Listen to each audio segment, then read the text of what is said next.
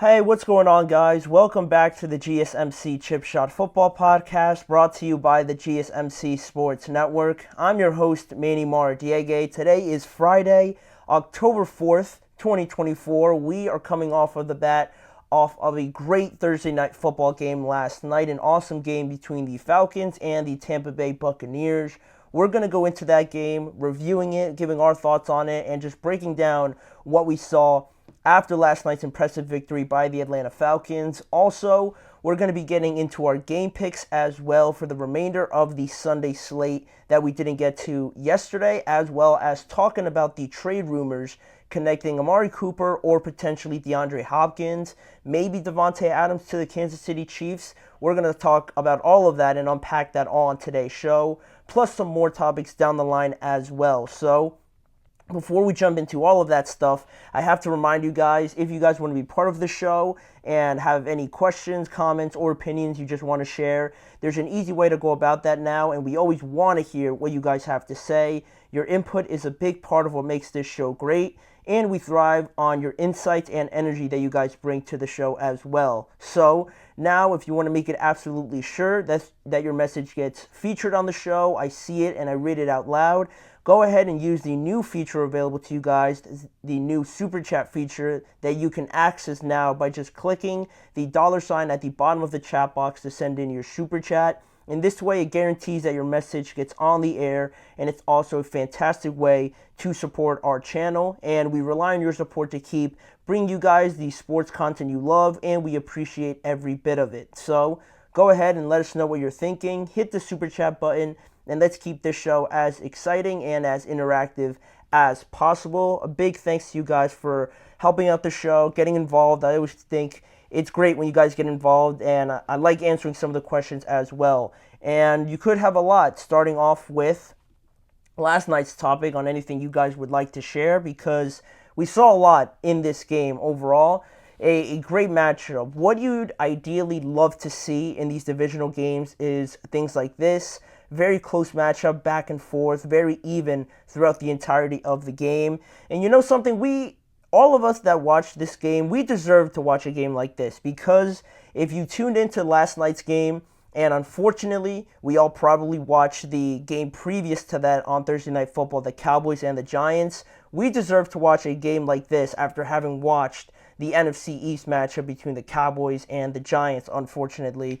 And just a quick side note on that, I think these divisional games, when you see them like back-to-back like that, I think it shows a lot of the quality, the type of contending teams that are in each division. I think you can base a lot of that off of the games that are shown between these two. We saw a snooze fest in the NFC East 2 Thursdays ago now, and now this time we saw a great battle, great offensive battle between the Falcons and the Bucs. And I think it says a lot about which division is in better shape right now. That just came into my head while I was prepping for this show. But talking about last night's game, right? A 36-30 victory for the Atlanta Falcons over the Tampa Bay Buccaneers.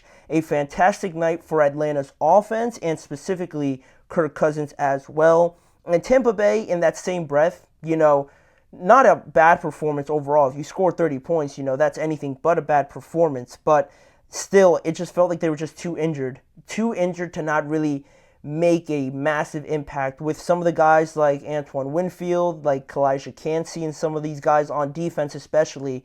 They could have definitely used them last night in that aspect. But regardless of that, the Falcons now go to 3-2 in the division, same record as the Bucs, but because of that divisional head-to-head, tiebreaker, the Falcons are the leader in that division for the first time this year, and it's great. It's great because they take the lead, they had a breakout performance like this, and now if we look at it a little bit closer here, we'd have to start obviously talking about Kirk Cousins. A career night, insane night for Kirk Cousins, 42 of 58, 509 yards last night, 4 touchdowns, and he also threw 1 interception as well. The running game wasn't so present, but still, you had some contribution from Bijan and Tyler Algier. Not to the level that we expect them to, but I think the flow of the game kind of predicted that because both teams were scoring at will. So neither team seemed like they wanted to slow the pace down at all with the running game. So,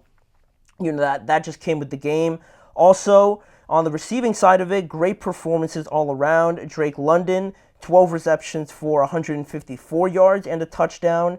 Darnell Mooney. Darnell Mooney, 9 receptions for 105 yards and another touchdown, or 2 touchdowns for him in last night's contest. And finally, Kyle Pitts. I've done enough of these Falcons games without even mentioning him in the stats. 7 receptions for 88 yards is what we need to see out of Kyle. Not 100 yards each game, but still, it's like, come on, like you just look at Kyle Pitts, and for him not to get a catch in any of these games is insane. Shout out Eric Fortis Jr. Welcome to the show. But yeah, continuing on this, looking at the other side, Baker Mayfield, not as daunting numbers as Kirk Cousins, but still 3 touchdowns on the night, 9 for 24 and 180 yards. And Mike Evans, solid night for him as well. 5 receptions, 62 yards, and 2 touchdowns. A lot of touchdowns in this game, just from looking at it, trying to count it up in my head. There's probably like over 7 or so touchdowns in this game, which is insane.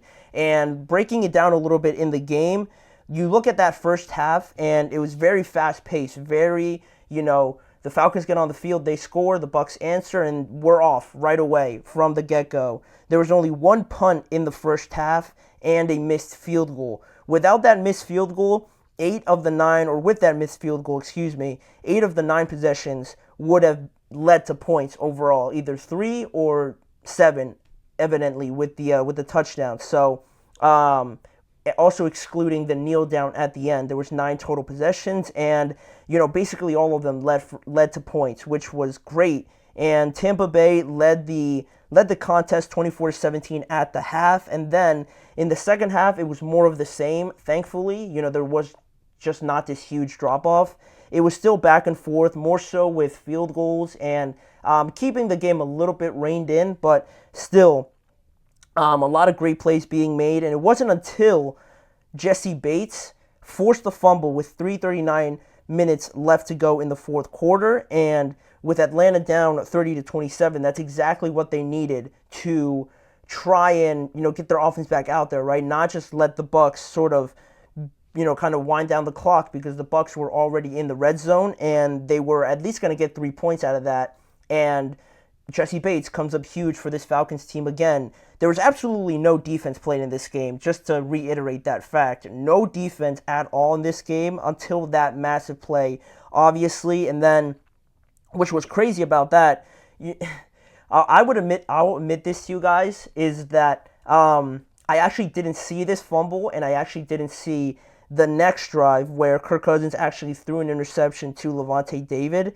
And at that point, the huge swing of momentum, I actually didn't see that happen. I fell asleep at that point, and I woke up, and the Falcons had the ball, and they were driving to try and get a field goal. So the game wasn't as exciting for me live, and then when I saw it over, I'm like, yo, like, what? Like this game could have ended twice. But the Bucs had a missed opportunity there. Unfortunately for Bucky Irving, he fumbled, and now you had that next drive, like I said, where Kirk threw that interception. Right after that was where kind of the Bucs, I guess you could say, fell apart, because of the fact that after Tampa turned the ball over, they got it back off of their own turnover. They had that drive there where they could have really put this game out of hands, really, for the Falcons. But if you guys look at that drive, it was just really bad. It was awful. They went backwards 14 yards instead of gaining any positive yardage. I think they had a holding call in there. They had a run that lost like 3 yards or something. They had another bad play, and then they basically lost like 14 to 15 yards and only took off 24 seconds from the clock, which left the Falcons with a lot of time to just go down and kick a field goal, and that's exactly what they did. And at that point, they have all the momentum, right?